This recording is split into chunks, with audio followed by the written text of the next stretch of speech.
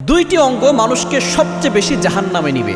যদি আপনি জাহান্নামে যেতে না চান, এই দুইটি অঙ্গকে হেফাজত রাখবেন। নবীজি সাল্লাল্লাহু আলাইহি ওয়াসাল্লাম নিজে বলে দিয়েছেন, যে ব্যক্তি এই দুইটি অঙ্গের জিম্মাদার হবে, আমি নবীজি তার জন্য জান্নাতের জিম্মাদার হয়ে গেলাম।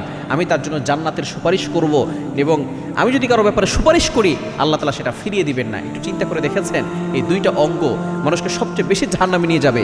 এই দুইটা অঙ্গকে হেফাজত করতে হবে। এটা বুখারী শরীফের হাদিস। এক নম্বর হচ্ছে জিহ্বা।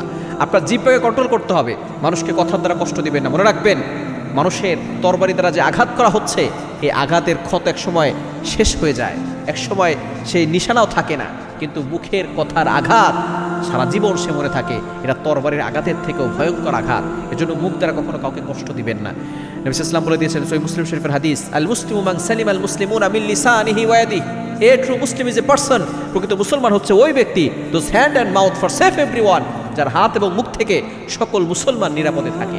সুতরাং আপনি যদি কাউকে কষ্ট দিয়ে কথা বলে, অনেকে বলে, ভাই তুমি কি মনে করো আমি জানি না, আমি স্ট্রেট ফর কথা বলতে পছন্দ করি। আপনি এই ধরনের কথা বলে যে মানুষকে কষ্ট দিচ্ছেন, এই কষ্টের জন্য আপনাকে আল্লাহর কাছে জবাবদিহি করতে হবে।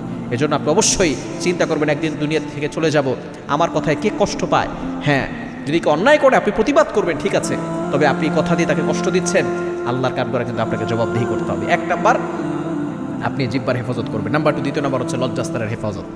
লজ্জাস্থান বর্তমানে ইয়াং পিপলরা, যুব সমাজটা দেখা যাচ্ছে এই লজ্জাস্থানের গুনাহ বেশি করছে, যার কারণে তারা বড় ধরনের রোগের ভিতরে আক্রান্ত হচ্ছে এবং বড় ধরনের গুনার ভিতরে চলে যাচ্ছে।